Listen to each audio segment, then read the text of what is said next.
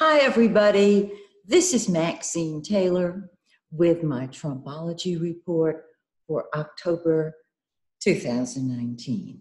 Today is September 26, 2019, and all of the news about the transcript of Trump's conversation with the president of Ukraine hit the fan yesterday and it will blossom. It's the latest piece of information about Trump and his reaction and how his team is spinning it and all that kind of stuff. So let's talk about what's going on in his chart so that we can get some idea of what to expect. Now, you remember for the longest time I've been saying, we ain't seen nothing yet.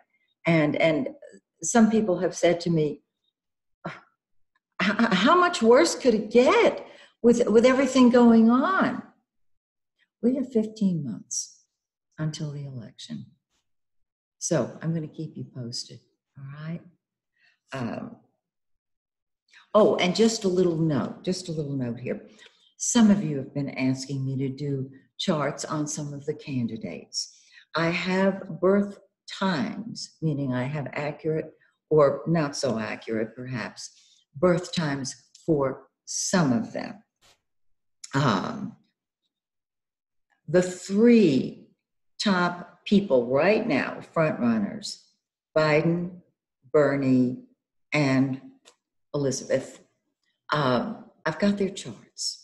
I also have Kamala Harris's and somebody else's, but I'm not going to do a chart on who might be the Democratic candidate until we get a little closer, because then I'm going to do the front runners.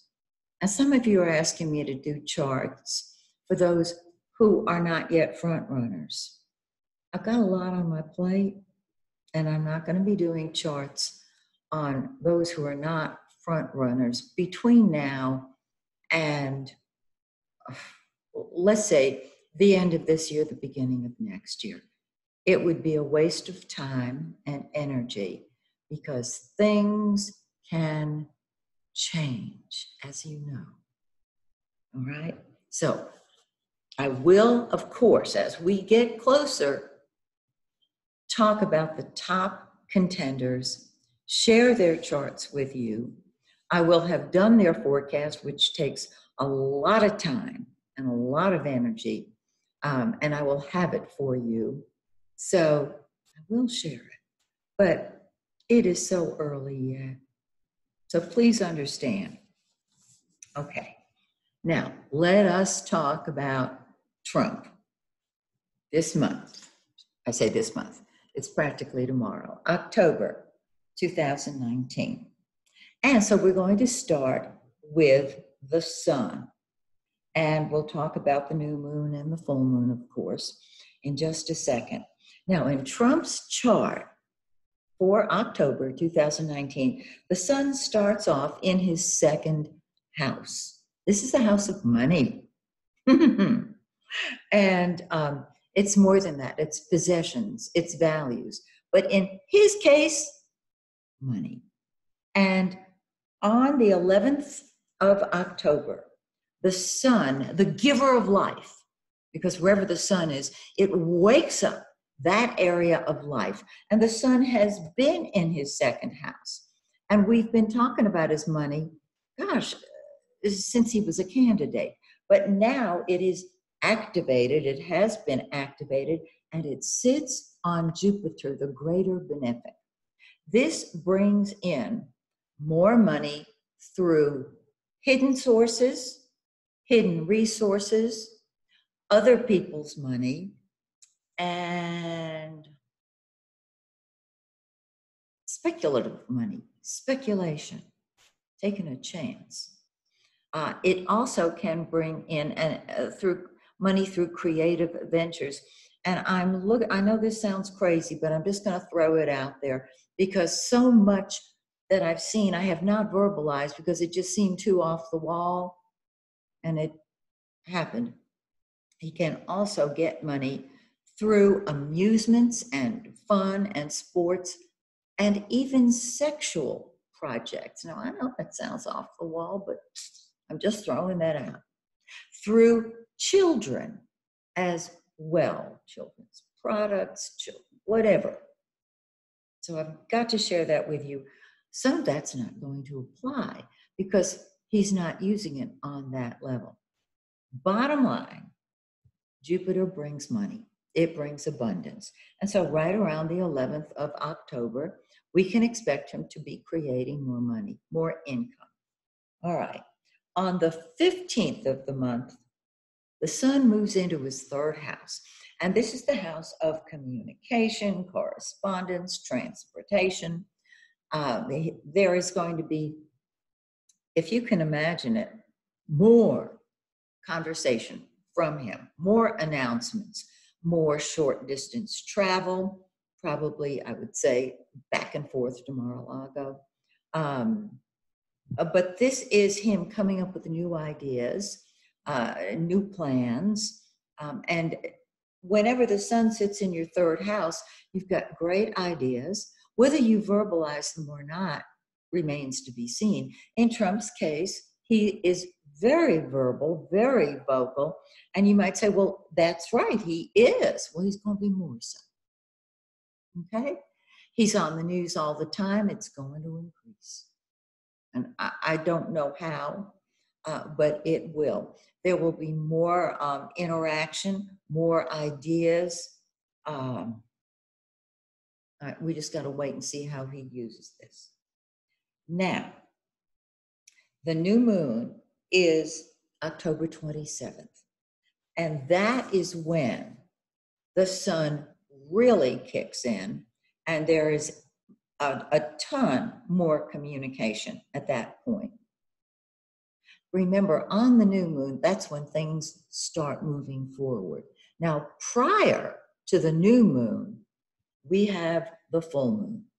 And as you know, the full moon, whenever we have a full moon, things come to a head. They go pop, they explode. And if you've planted your seeds, they bear fruit. Yay. All right, let's look and see what's going on here. Okay, the full moon is on October 13th, mid-month. It's in 20 degrees of Aries. If you're interested, check your own chart and see where 20 Aries in. Give it about a 5-degree orb, and you'll see where things will come to a head in your own life. Don't you love it? In Trump's chart, it sits right there on his 9th cusp, the cusp of the 9th house, of long-distance travel, communication with people abroad, higher education, concepts, principles. I think he's more a 3rd house person than a 9th house person, even though he has a Sagittarius moon, because of his communicative interaction with other people. He doesn't deal with concepts. He deals with ideas and plans, etc. Nothing wrong with that. That's just how it is. You know what I'm saying? Okay, so the full moon on the 13th can open the way to more negotiation, more travel, more communication with, to, and from people from other countries. And we know that he likes dealing naturally with the leadership, as you would expect of somebody in the highest position in a country. So that will be going on. Now, you notice I've got all kind of little lines running around here. This full moon forms what we call a T-cross between the full moon itself, 2 of his 11th house planets. It squares it. The 11th house deals with friends and group activities. Well, the group that he's most involved with is Congress and his friends as well. But Congress, And so with the full moon triggering both Saturn and Venus, Saturn is responsibility, it's leadership. In his case, I would say go back to the traditional interpretation of Saturn, which is fear and restriction. It is leadership. And so he will deal with the leader or leaders of groups and Congress, of course, Senate probably, and his friends in the legislature. And then Venus, which is a tendency to overdo a good thing, but Saturn squelches it. And so I've talked about this before. His Venus-Saturn conjunction indicates a need for loyalty, traditional nurturing from friends. Okay, that's one thing that's triggered. The next thing that is triggered is the opposition to Jupiter. And an opposition is a pulling away from. But because this is a T cross, which goes from the full moon to his friends and acquaintances, group activities, to his second house of money, it's like there's a square with the empty arm missing. And that empty arm is the fifth house, which I talked about a minute ago, of children, sex, fun, sports, gambling, taking a chance, all of movies, entertainment, all of the above. And that's where the energy from this full moon will go. How is it going to manifest? You know, like a couple of months ago, I said, just fasten your seatbelt. You know, okay. So we have the full moon first, and then the new moon, all kinds of ideas, all kinds of selling. And what I think the sun also represents is his campaigning, because he's going to be heavily into campaigning, doing short trips, shaking hands all over the country. That's the sun. Now, we've got both Mercury and Venus. I thought I'd put them together because you know, the sun and Mercury and Venus travel as a team.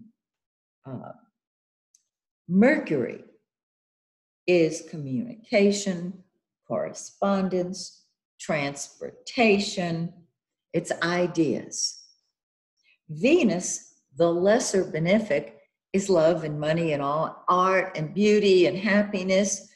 And so with both, let me start with Mercury. Mercury is the natural ruler of the third house. This is Trump talking, making short trips to make sure that his base is there. And judging by the polls, I would say his base is with him. It may not be large, but it's loyal. And so this is him chatting it up and loving it, Venus. Loving it. Wherever Venus is what you love. And so he is communicating well. He's enjoying talking. He is more verbose than ever. You got it. Now, on the 24th of October, Mercury moves into his fourth house of home, family, and real estate. Everything that provides emotional security. And this is what he's talking about. This is who he's talking to, his family members. This is, Mercury is a neutral planet. And so it's what we think about and what we talk about. Well, he's got a lot of land holdings that have come under attention, not just hotels, but all kind of real estate. Most recently, and I may be off on my time on this, he had military planes changing routes and getting gas at in Scotland, and staying at one of his hotels. And of course, that was brought out in the news. And so he's thinking about that, talking about that. And with Venus in his fourth house, he is enjoying his real estate holdings and his family. Now, Mercury is going to go retrograde October 31st. And we know about Mercury retrograde. Whenever it goes retrograde, all bets are off. Everything gets confused. Mercury rules communication, correspondence, and transportation. And when it goes retrograde, it appears to be moving backwards in the heavens. And it will be particularly unsettling wherever it lands and goes retrograde in your chart, which in Trump's case is his fourth house. Now, in November, and I'm giving you a heads up on this, and we'll talk about it in November.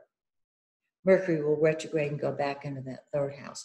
However, even though Mercury is going to go retrograde on the stationary retrograde on the 31st, is it the 31st? Yes.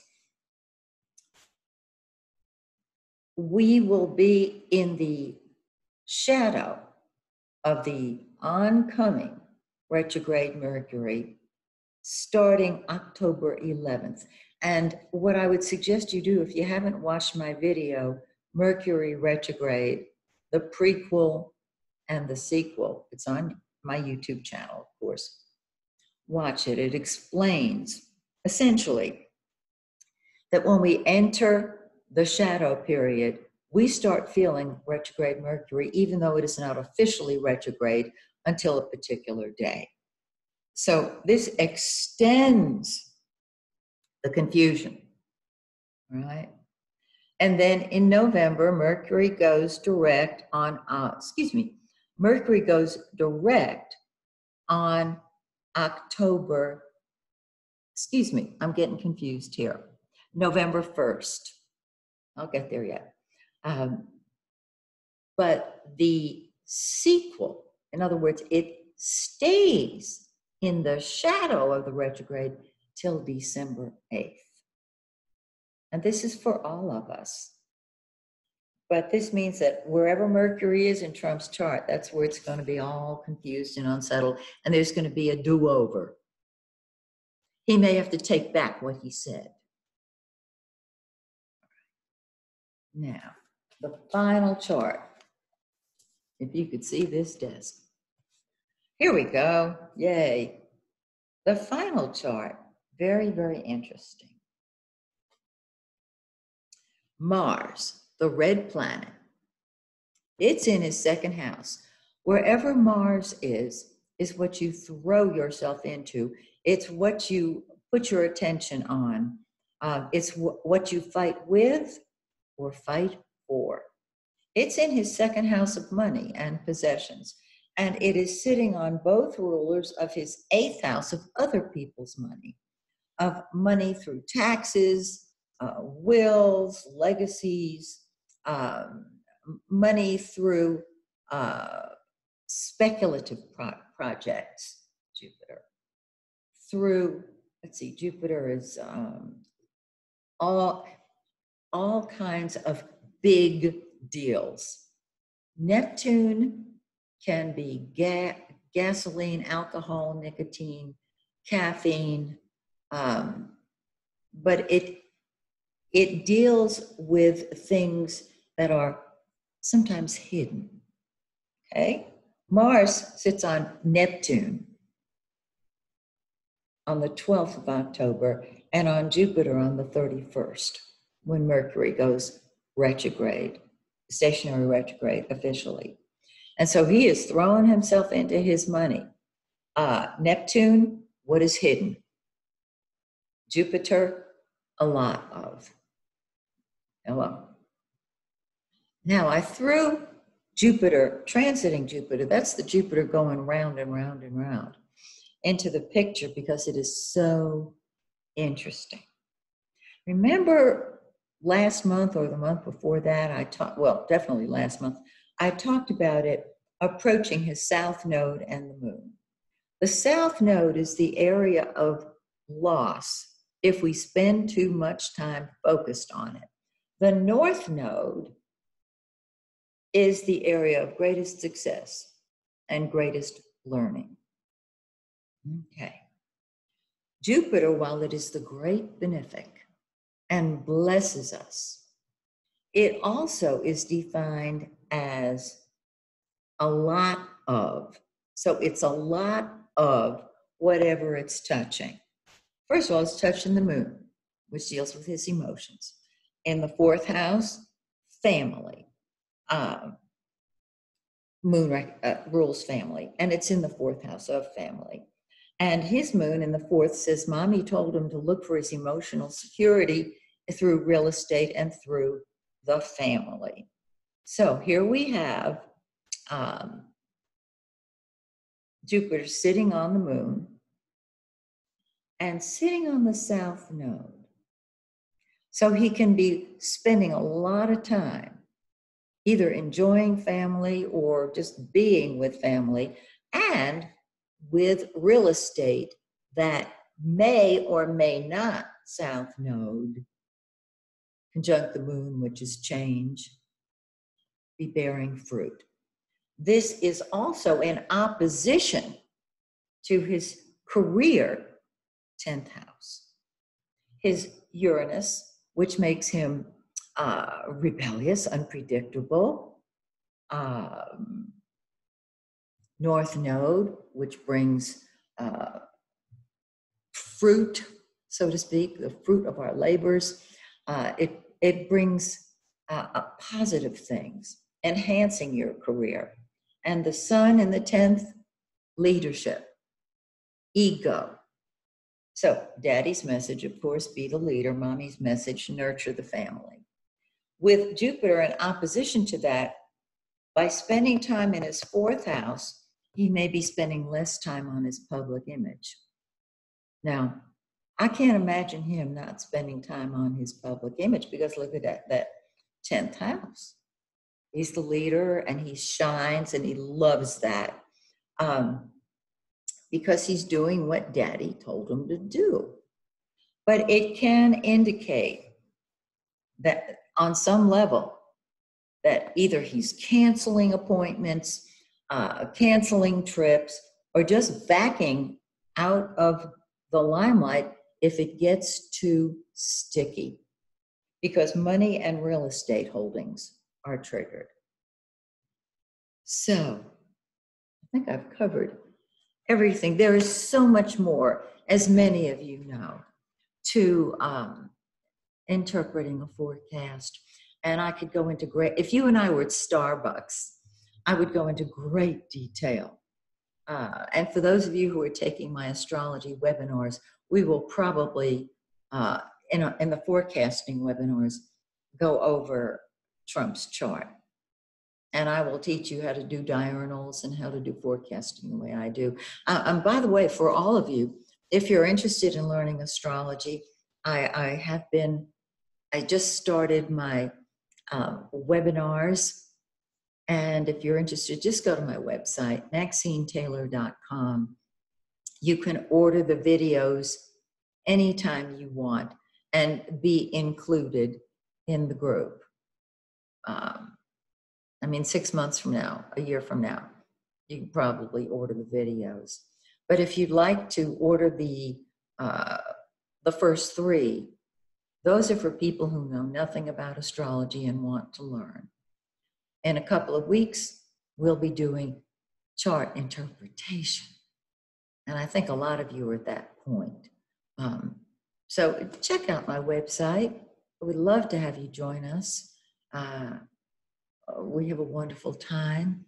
And everyone who signs up for the webinar gets the video. You may not be able to get there in person, online in person, but if you order it, you've got the video and you can watch it from the comfort of your living room, with popcorn and soda in front of you if you want to. You can be very comfortable with it. So anyhow, That's Trump for the month of October. Remember, for all of us, we're going to be experiencing retrograde Mercury in November. Watch Mercury retrograde, the prequel and the sequel. It will explain so much to you.